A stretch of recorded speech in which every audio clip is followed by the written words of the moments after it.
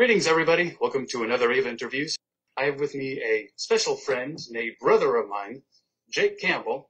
Now, Jake is a performer in a variety of avenues. But first, let's start with you, Jake. How are you doing today? I'm doing great, James. My name's Jacob Campbell. I'm the lead singer of Blue Alchemist Rage, which is a band out of Illinois. And James asked me here today to talk about, what are we going to talk about today? Well, I am glad you asked that, Jake. We're going to cover specifically kind of the topic of confidence, stage personas. Oftentimes going through the voice acting community, whether it's in forums or Facebook groups, someone will post a message saying they want to get into voice acting or maybe acting in general, but they're kind of shy about it. They're not very confident about their ability to go out of themselves or to, like they have stage fright. They don't know if they can be judged by that many people. Right. And oftentimes they kind of think that voice acting might be easier in that regard because of the fact that you're behind a microphone, you're not on stage, in front of a camera, per se. Mm-hmm. So that is what we're going for because it should be noted Jake Campbell is not a voice actor, but he's a big theater actor within the community. And, of course, he's, as aforementioned, he's the lead singer of Blue Alchemist Rage, which is known for having a very, let's say, vibrant, colorful persona on stage. So who better to turn to about confidence in performing and acting than my good friend Jacob Campbell?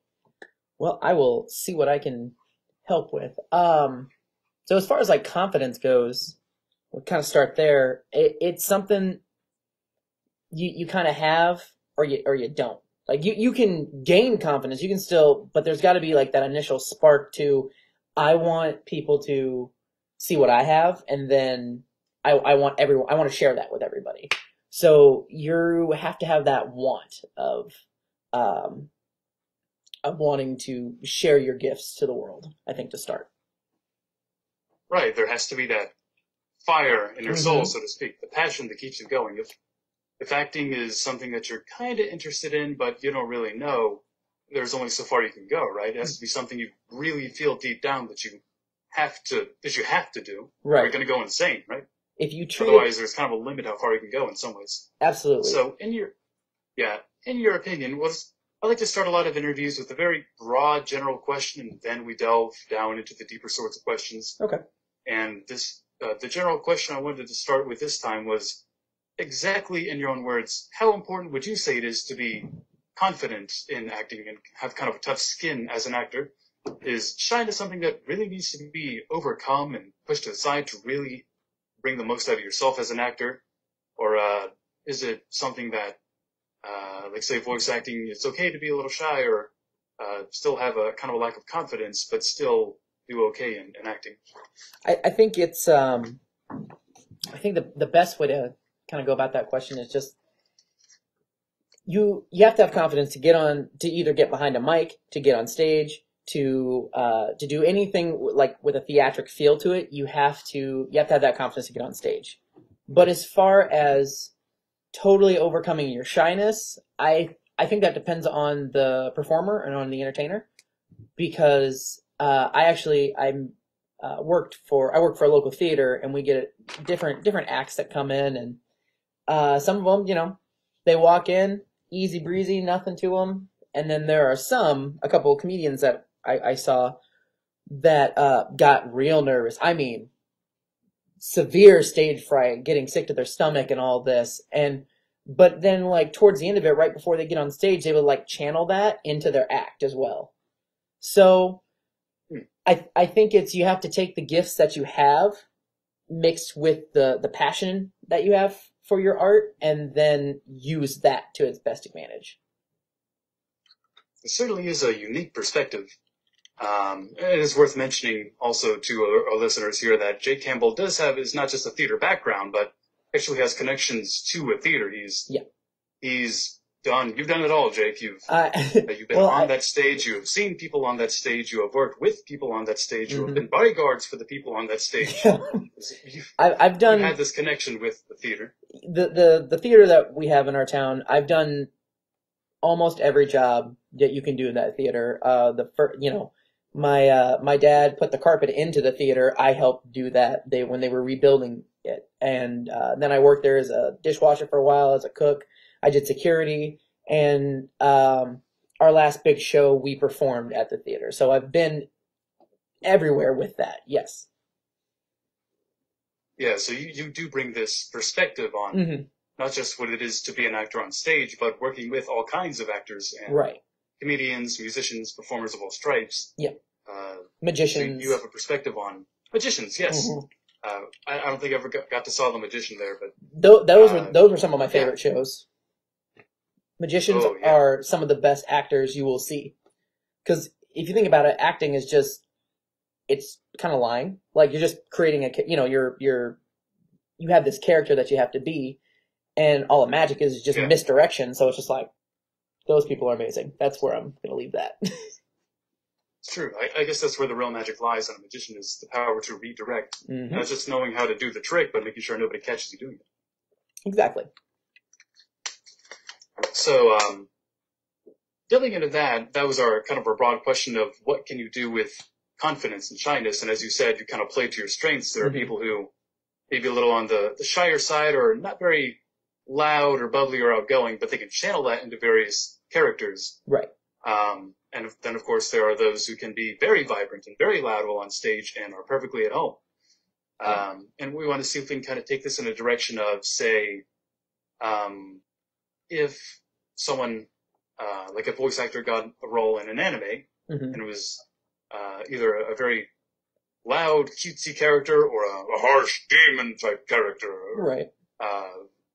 Anyone who goes kind of over the top or loud or any of that. We're trying to see if we can kind of push past that and to bring out the most of that. How can you push into that category, even if you yourself are not necessarily the most, let's say, bold or outgoing person. So leading up to that, I wanted to ask you, Jake, I know you've got kind of a story to tell behind this. How did you come to be a performer in general? How did you get into acting? How did you get into being a musician? And how does that acting method, how does that sort of confidence that you portray channel into your live performances? All right. So all of this craziness started with I wanted to be a voice actor originally. I was a very nerdy kid. I was into anime and manga and just nerds. There are no nerds here. Get out. But so I'm not a nerd. We are the kings of nerds, if anything. Yes. But I was also into like different comedians when I was a kid who did like crazy voices. So like I was really into Red Skelton and like Bill Cosby, stuff like that. They'd have these like personas and these characters that I was always really intrigued in. And I liked old cartoons. Back when I had a Sunday school class, like I would do Bullwinkle from Rocky and Bullwinkle for them. So I was always like into voices. But so it kind of stemmed off from that, and I was like, all right, well, I do all these fun voices. Can I be a voice actor? And, to the internet I went, and I saw a very interesting interview from Eric Vale, who plays Trunks and Kimberly from Full Metal. He said that the number one tip he would give to people who are like, I want to be a voice actor is, well, you have to know how to act. And then I thought to myself, well, I don't know how to do that.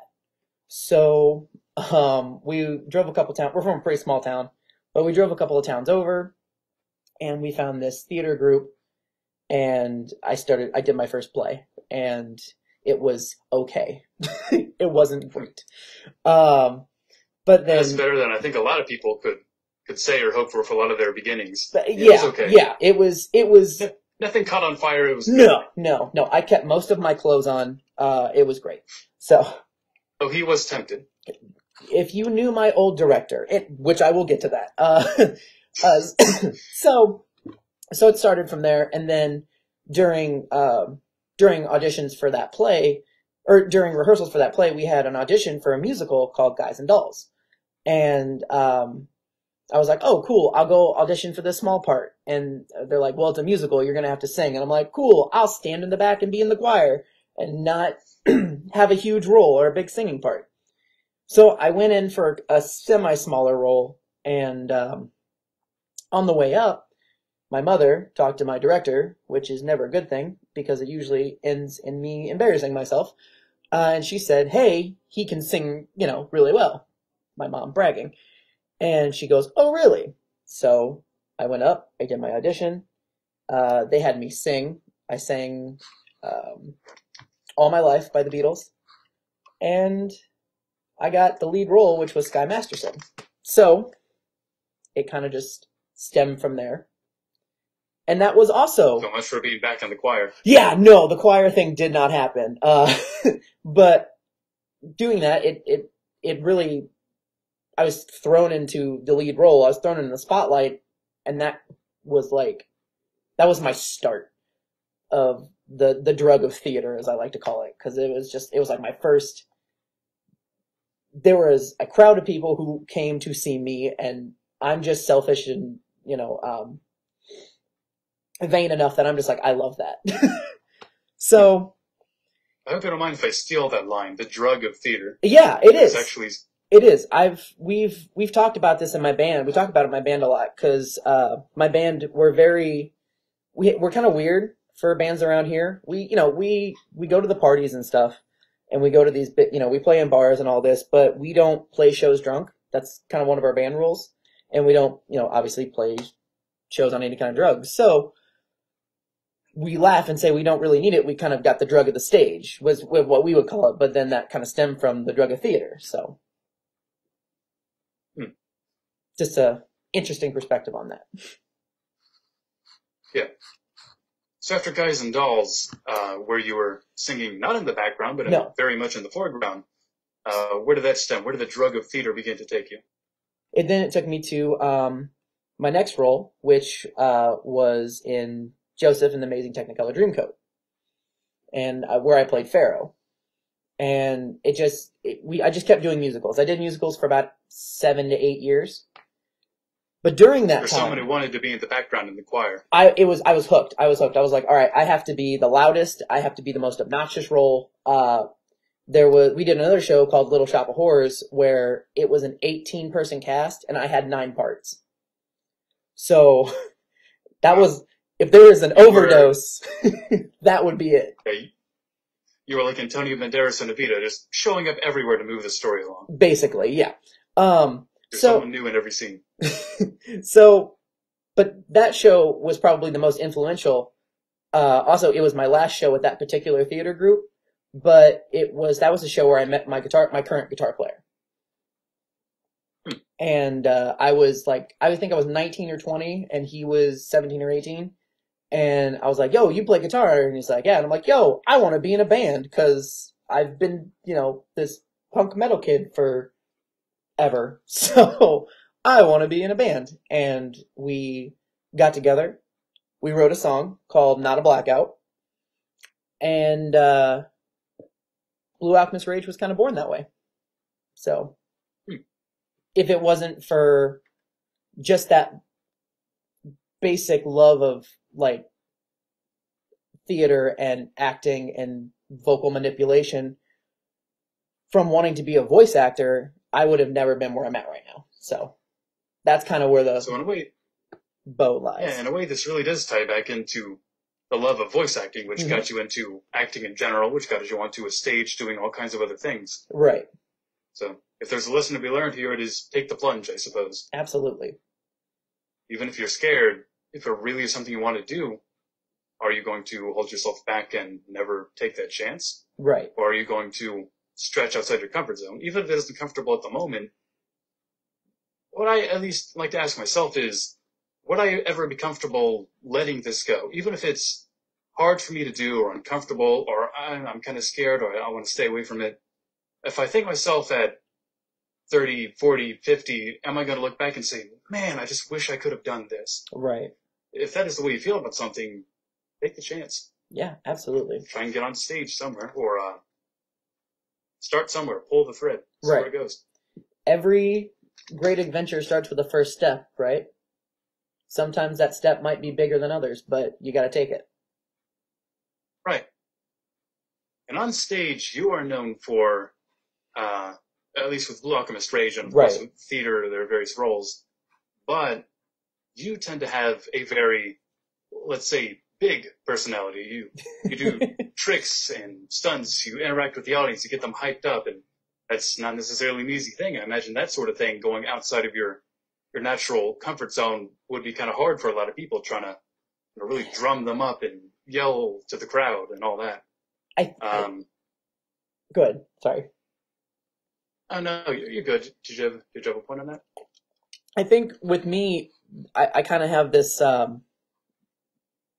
this thing that makes it easier. I don't. It's not really that far out of my comfort zone, as far as when I think of like for Blue Alchemist Rage, when I think of my stage persona, it's me. Like, it's not something like this great power that I have to like pull from the deep reaches of my soul, but it's just a part of my brain that I just kind of switch on, and that part of the brain takes over, and my normal brain that has to deal with like the stress of everyday life, going to work, having to, am I gonna have money to be able to do this show, that show, that gets shut off for a while.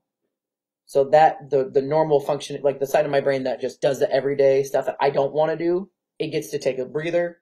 The fun me gets to come out. I get to, perform, and then I get to hang out with our fan base. Like, those shows are basically a way for me to get up close and personal with the people who are making me who I want to be. Like, without our fans, we're not a band. Like, if there's no one going to listen, why play? So, yeah, it's like something, it's like going on vacation for me. Like, it's a little mini vacation for my brain. If you get the theater bug in you, then I don't think really you have to worry about drudging it up from somewhere, or like you said, summoning a higher power. Right. You don't have to summon Exodia just to be on stage. Exactly. I got a dark magician in my pocket. What do I need Exodia for? Of course you would. Right. Which brings to mind the time you actually beat me using Exodia, which I'm still Oh my gosh, I forgot about that. Yes. That was fantastic. Yes, you do remember, don't you? Oh man, you were holding off victory just so you could pull out all your, like, you had me beaten. You're like, oh no, I gotta do this. Boom, all 5 parts. Yep. I waited. I think I waited like 6 turns before I threw down that head. And you were, oh man, your face. Oh, I wish we had a video of that. Did you just beat me with Exodia? Yes, I did. But it's impossible. No one's ever been able to summon him. Except for me. Except for Yugi, but he had hard cards. He cheats anyway. Anyway, back to the point. Remember at the beginning of this, you told me, don't get sidetracked, and then you bring Exodia up. We will get sidetracked, knowing yes, there will be deviations here and there. Mm-hmm. But, Theater Bug. I think, if you have, think about what kind of person you are and what you hold dear to your heart. Right. And ask yourself why you want to get into acting, or it could be singing, or any sort of entertainment venue or performance outlet. Why do you want it? Is it because you want to have lots of fans? Is it because you dream about going to conventions or just seeing yourself on screen? Mm-hmm. Or is it because you really feel the need to create something? You feel the need to express yourself, kind of like you said, Jake, kind of shut off all the worries of, oh, the bills got to be paid, I don't know what I'm going to hang for dinner tonight, and I got to contact this person, oh, I got so much to do. Mm-hmm. Shut that off, be someone else for a while. Right. Focus on that, right, is the point you're making, that don't worry so much about drudging up the power. You have the power. Mm-hmm. It's just the ability to shut off the outside world. Right. And I think that, I think everybody's got that, like you said, everybody's got that little bit inside them that just wants to get out. And I think if you just take that time. Everybody's got a little crazy in this. Everybody's got a little crazy in you. Sometimes you just gotta have it ripped out. You just gotta force it to the top. You gotta be like, hey, I'm gonna do something I will never do again and never want to do, but I'm gonna do it and it'll be fine. And if you go, and that's another big thing, I think, is having the expectation of everything's gonna be okay. Like, in the long run, you're gonna be fine. It's worth it to take those crazy risks. Because the worst that can happen is it doesn't work and you try again. So, right. There's no one night of your life or no one big success or failure that's going to deteriorate you from your path. It's the grind. It's how much work you put into it, that build up, that's what makes you where you want to go. Not, oh, one night, oh, now we're famous. Like, that's just not how it works. If only. If only. If there was one path, we would all take it, right? If we would all be Hollywood actors. If there was $1 million idea, we'd all be millionaire, you know? Yeah, unfortunately. Unfortunately. There is one, but it's called the lottery, and, well, that's not exactly skill-based. No, not even a little bit. So, there is a matter of kind of having a tough skin as a performer. It's not so much that you have to be someone jumping out of airplanes or doing everything new, although if that's you, more power to you, it sounds amazing. Right. But it's just kind of coming to a place of acceptance where you were going to fail. There are going to be some ways where you could have been better, or you should have done that, or that wasn't the role for you, and that's okay. Mm-hmm. That's where you go. You learn something from there, and you go, oh, I wish I could have been better, but I will be better next time. Right. And kind of brings to mind a line from The Greatest Showman with Hugh Jackman and Zac Efron, the ensemble cast. You don't need everyone to like you. You really don't. You just need a few good people. Mm-hmm. Yeah. It's with the tough skin thing. You have to also be able to know the difference between criticism and just hate. Like, there are people who are going to want to either be doing, want to be doing what you're doing, or they want to take you down because they can't do what you do. So some of the things you're going to say is just pure hate. And you got to be able to differentiate between the hate and just good old-fashioned criticism. That's constructive criticism that's trying to help you. And then as far as the few good people thing, I take that severely to heart, because our fan base is not huge by any means, but I'd rather have a really strong 100 people that I know everyone individually and they show up to everything and we always have a great time, than 100,000 no-name faces, you know? Yeah, the connection in the community. Exactly.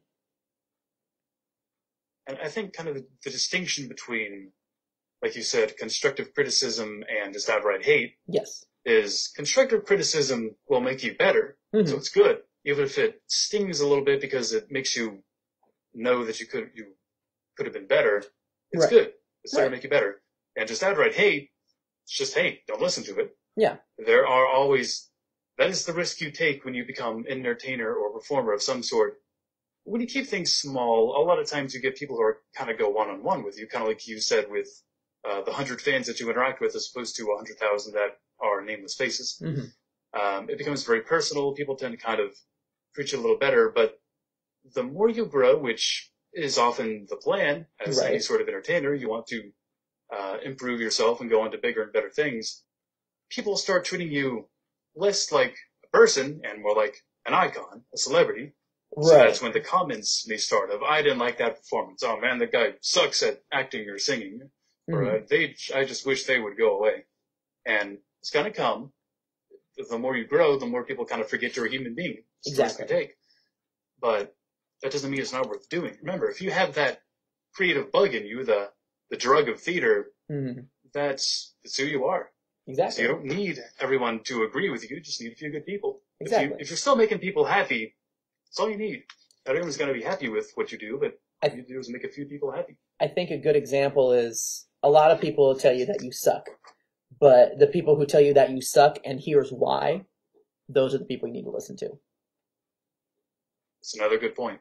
So, you suck is not constructive, but you could be better, and here's how you do it. Even if it stings, it's good. It's part of the journey. Exactly. I had my best and worst critic, and laugh if you will, has always been my mother, because my mother was one who was just like, well, that sounds terrible, and here is why. And she was never afraid to tell me when something didn't sound right. And she has a really good ear for music, and so far she's usually right. And now she's gonna hear this and never let me live it down. Oh yeah, we'll tweak that part. We'll edit that out. We'll edit that out. It's fine. Yeah, totally. We can get it. So Is this we've got talked a lot about confidence and adopting a persona of not summoning the holy power, but going to your natural place, your natural creative, instinctive place. Right. But of course, some people are going to be, doing backflips off stage. Just checking my microphone. Going to be doing stunts and tricks and yelling and being very loud and colorful and vibrant. And other people may be very quiet and stoic off stage. Right. So going into how you learn to become a performer and get to this place, have you always been the sort of person who could drum up a crowd who is very colorful and vibrant? Or were you ever considered shy? Was there ever a confidence barrier you had to overcome to get where you are? And what sorts of things would you have had to do to get where you are? Well, with me, when I was a kid, I was the weird kid that no one wanted to be friends with. You? No. I know. But, so it was a lot of me just acting weird for no reason other than, I was finally, I was an attention seeker because no one would give me, not at home or anything, but at school, no one wanted to be friends with the weird kid, so the weird kid would keep doing weirder stuff. Try to outdo myself. And so that didn't work for a while. So then, like most of us, you just kind of revert into yourself and you just don't let anybody in for a long time. And it's sad and lonely, but eventually you get out of your shell. You remember that, you used to just have fun for the sake of having fun.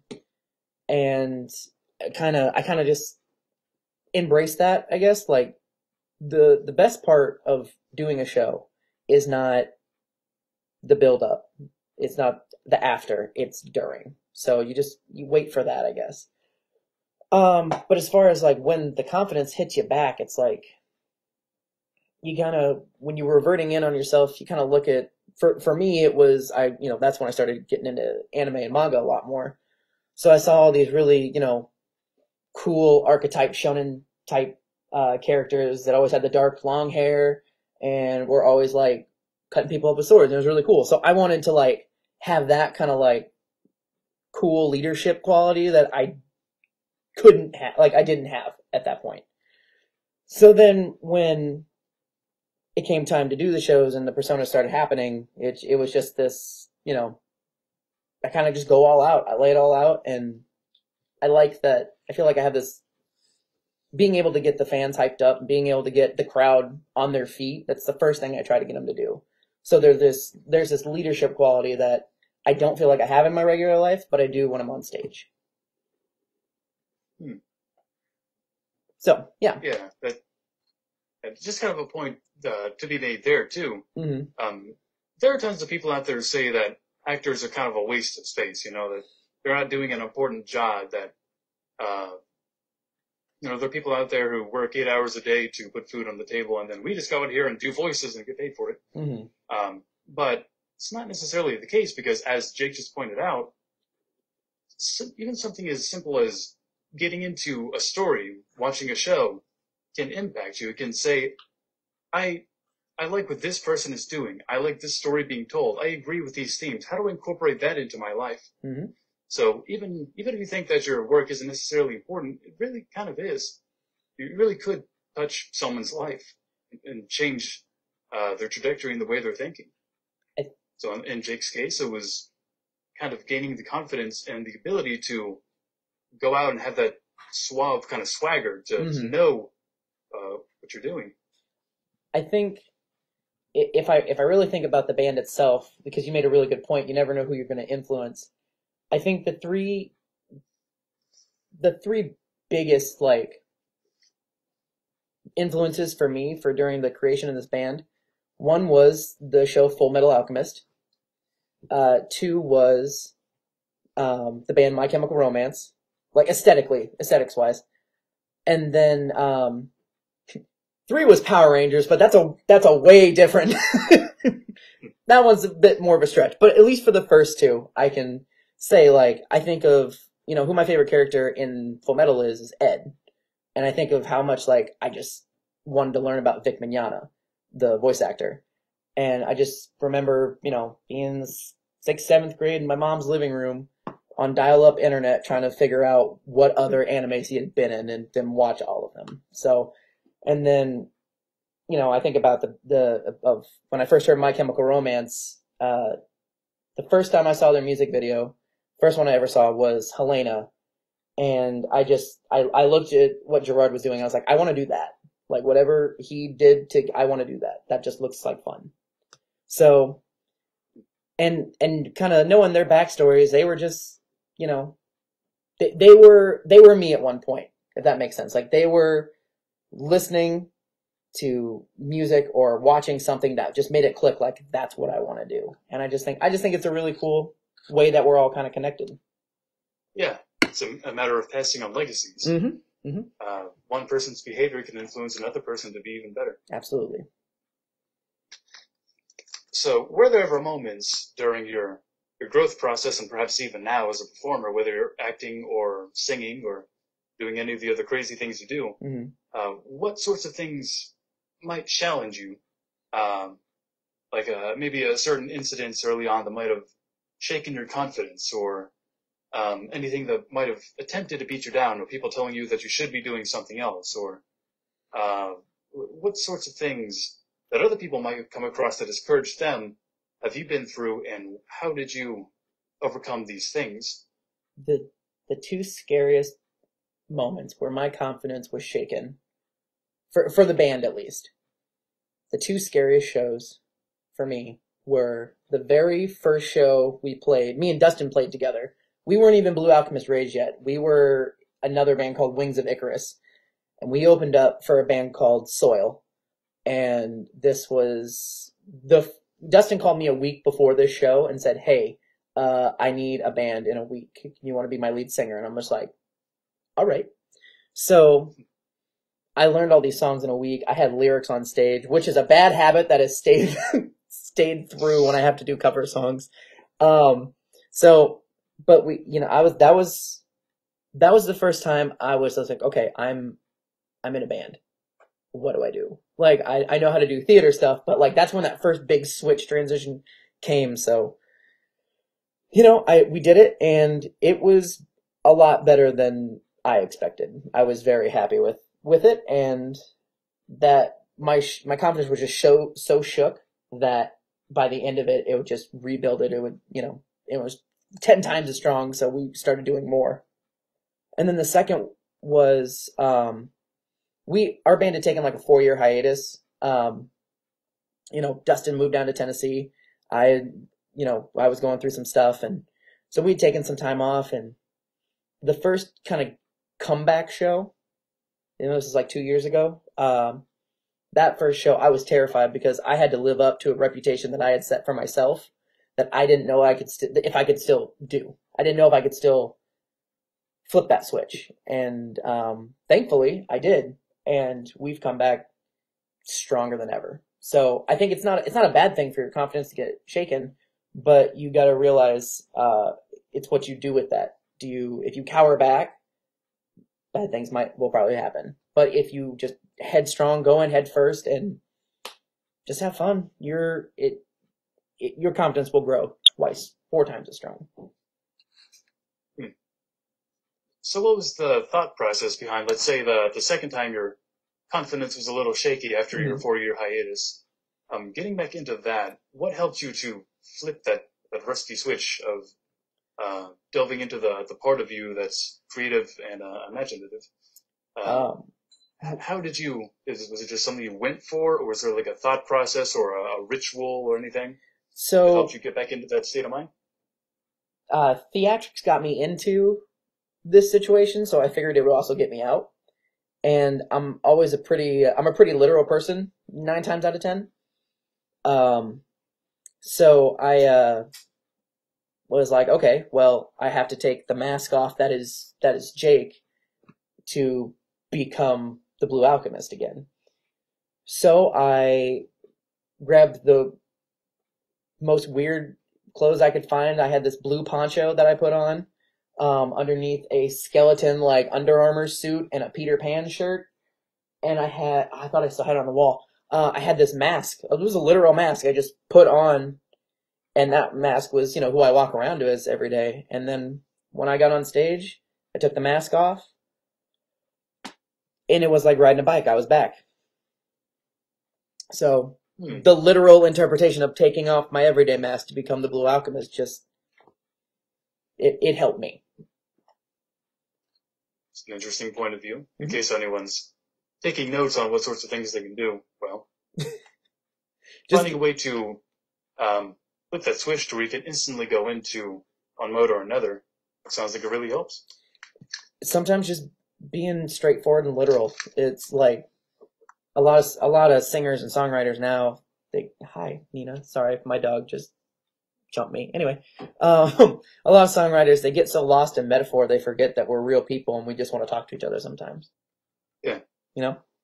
So pulling it down to that point from the switches and the masks. Yes. I guess it really does help to think of almost you're two separate people, because in a way, when you're acting or going out there out of your way to perform, you are. Mm-hmm. You're like, so if people didn't like that character, well, they didn't like that character. It doesn't mean they don't like you. Right. Or, you can always act another character. You can always walk away and be someone else. You can be yourself again. Absolutely. So it's absolutely not a bad thing to try something new. Try a different character. Just go out there. If people think that character's goofy and weird and all that, well, I think that character's goofy and weird. You can be whoever you want to be after that. If you look at a lot of if you look at a lot of bands, that's basically what doing a new record's like. You know, I think of obviously My Chemical Romance comes to mind the first. They did Black Parade and they had these characters, you know, and they literally at the end of the last thing they ever did as the Black Parade was down in Mexico, and it was called The Black Parade is Dead. They had to kill off those characters to make, you know, to then transition into what was next, the Killjoys. So I think trying something new is not a bad thing at all. But I can see, the other thing I can see is like how hard it would be to go back to that, like that old character. Yeah. So I think we're finally starting to kind of tie it all together, starting to kind of wrap up our discussions about confidence and finding a way to divide your personas so you can leap into one automatically. I would ask you if you could narrow it down to, let's say, 3 big key points for actors who are kind of struggling to overcome that barrier into becoming someone else, and especially to go above and beyond into a weirder type of character. Could you really pin it down to 3 keys that would help someone to overcome that divide and get out there in their performance? The first one would definitely be just let go. That's your first biggest thing. It's just let go, let the character take over. You know, just jump into it and with reckless abandon, essentially. Which then leads into number 2, which is have a good core of support. Have fellow cast members, a director, friends, someone you can test out the voice, the mannerisms, anything that you're doing, someone you can test that out on. And someone that will give you the constructive criticism to tell you if it's bad, here's why, if it's good, why you should keep it. And then the biggest one is just, I've said it a bunch during this interview, but it's the biggest, most important, have fun. Like, we're all doing, this is all fun to all of us. It's a lot of work, which a lot of people don't understand, and they're not going to understand. So, but you know how much work it is, and there's so much fun when you get to see your creation, your baby, just out into the world. So, you know, just enjoy that ride. So those would be my biggest 3, I'd say. Yeah, all extremely good points to bear in mind. The first part about letting go, I think that really is the biggest obstacle. I mean, a lot of people know how to act. They kind of have it in their blood, or they know how to perform. But it's the act of thinking, well, I still kind of want to be seen as me right now. I don't want to go out of my way, either because it's kind of an emotional toll, or because they're afraid of what people might think subconsciously. And they're kind of afraid of throwing themselves out there. Get rid of that. Go for it. Yeah. You are no longer the person you were. Now you're somebody else. Yeah, I think you and me both, since I have known you for so long, I've seen you kind of have those let go moments. And you as a person, I'm going to just out you here for a second. are very, you overthink a lot. You think about stuff, you plan things so meticulously, but the times that you do let go, that's when I've seen you do some of your best work. Yeah. So that was a compliment, I swear. So far, right? Yeah. And what you said about having a support group too. Yes. You cannot do it alone. No. No matter what. Absolutely not. You may think of yourself, even if you're just making videos on YouTube or you just want to be a voice actor working from home, you really can't just do it on your own, much as you may think you can or you want to. Yeah. You do need some sort of support group. And following up on what you said about having people who will critique you, it's good to find someone who knows what it's like to put themselves out there to perform. Yes. Because you may get someone and you maybe try a performance or a line on them or ask them an opinion about something, and they may laugh. Not because they're laughing at you or they think you're being stupid or goofy, but because they're just not used to it. Right. They just they're kind of nervous and they laugh it off and make a joke about it, but they're not really being as helpful or as they don't constructive understand as as you really much. need to be. Right. Find someone who knows that acting portion of your life, what you need to hear, and who can treat it seriously. That's where finding a really good director helps. I was extremely lucky. Kathleen Markovich is one of the greatest directors I've ever had the pleasure of working with and probably ever will. And she had this thing where every rehearsal was controlled chaos. We were all doing 900 different things, but she knew everything that was happening. And she also wasn't afraid to she would let you let a little bit of yourself into the role as well. And she wasn't, if someone had like an improv line that was way funnier than was in the script, not afraid to be like, all right, we're going to do that. That's way funnier. So she was very interactive as a director, and I was always very comfortable around her. I never felt like, ooh, I don't want to ask Kathleen this because she might hate it. No, I was always like, hey, this is dumb. I bet she's going to laugh. So I can't speak highly enough of her. And which then gave me good habits later on when exploring different roles and like where I had to do something that was very out of my comfort zone. I would just think back to, like, hey, what's the worst that can, like, worst comes to worst, I'll laugh it off. It'll be funny. So having a good director like as your support, definitely a plus. Yeah, and definitely have fun. I mean, yeah, it's almost a cliche at this point, but it doesn't mean it's an untrue cliche. No, absolutely. That is sometimes when I'm kind of feeling down or lazy or I'm not feeling as into something as I should be. It's time for me to take a step back and say, why am I doing this? Because I love it. Because it's fun. Right. It's not a work. It's something I just have to get up and do. Like, sometimes you can get into a place in your head where you brainwash yourself into thinking it's just more work. Maybe because you're afraid of rejection or you're just maybe not in the mood you need to be, maybe a little depressed or lazy. But remember why you do it. Right. That the drug of theater that's in you, it's a part of who you are. You love this. It's fun for you. Don't ever forget that. Something I've been kind of struggling with lately is we're at a weird point in the band where we have to put on a lot of our own shows because, just trying to get our name out and stuff. So I have to basically, so I, not only lead singer, but I also manage our band. And then I also have to coordinate all of the bands, getting them together for a show. And then there's just all this, there's always a problem somewhere. Not necessarily with the band, but there's always something. And then I have to try and fix all that. And then the very recent struggle is we are trying to have a show like that. And then we're also recording our EP. So then I have all that to worry about because I not only have to coordinate all these bands, and then I have to be in the studio every night, not even doing my parts, just supervising essentially. So I think about all that, and then I think about, oh, good Lord, my week is going to be very long. But then I think about after that long week, my EP will be out. That show is going to be so much fun. We're gonna be playing with some of my really good friends, and and then we're also having new bands there, so we'll get to make new friends, and that's going to be great. So even if it is actual work, it's still more rewarding than it's more rewarding than my 9-to-5 job. Let's put it like that. Oh yeah. There are always going to be elements of your dream job that aren't going to stick well with you, or Right. you don't like as much. But if you think about it, would you rather be flipping burgers 9 to 5, or stocking shelves, or would you rather be doing what it is you love, even if there are things about it that aren't perfect? Absolutely. So go for it, make it happen. Right.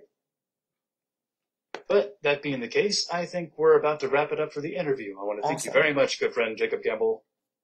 James, thank you so much for having me. It's been a long time coming, and I'm very glad we're finally letting this out.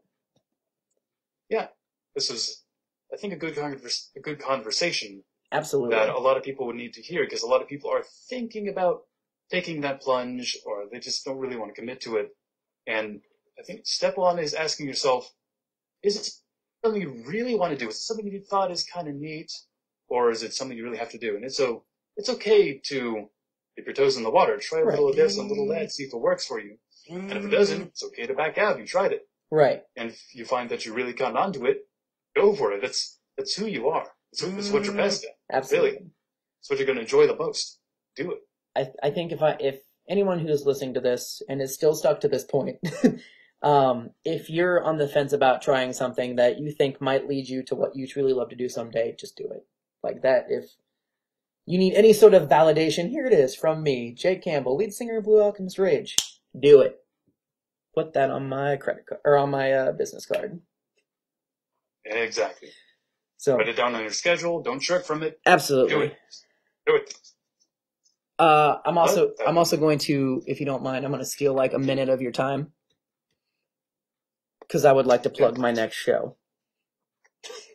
All right. If anybody's out there, any of our fans are listening, we have 3 shows coming up. One in Watsika on the 1st of July, one on the 28th, also in Watsika, and then we have our EP release party at the Pug Ranch. More details on our Facebook, Twitter, Instagram, all that fun stuff. And anybody who is in the Midwest Illinois area and is hearing this and wants to come on out, have a great old time. And hopefully you'll have a great old time. Hopefully you'll hear some bands area. you like. Yeah. And yeah. Northern Indiana, Northern Illinois. Absolutely. In the area, go check them out. Hell, do you have like a website or something that you can kind of direct people to be able to find these events better? Yes, we have our Facebook page, which is just Blue Alchemist Rage, the way that James will write it in the title of this video. We've got our Instagram, Twitter, YouTube, all under the same name. If you have any questions or anything you ever want to ask me or want to get with me directly, if you can't reach me on the Facebook or any of that, our email is just bluealchemistrage@gmail.com. I'll throw that out there. Anyone want to message us, just say what up. We're here for you. Alrighty. Check them out. Listen to them. Say what up. James, thank you again for having me. It's always a pleasure, Jake. Glad to talk about a very important subject with you. Always fun. So, you have excellent luck on your upcoming show and your EP. Thank you, sir. In the case, I think we're about to sign off. Alrighty. Have a good one.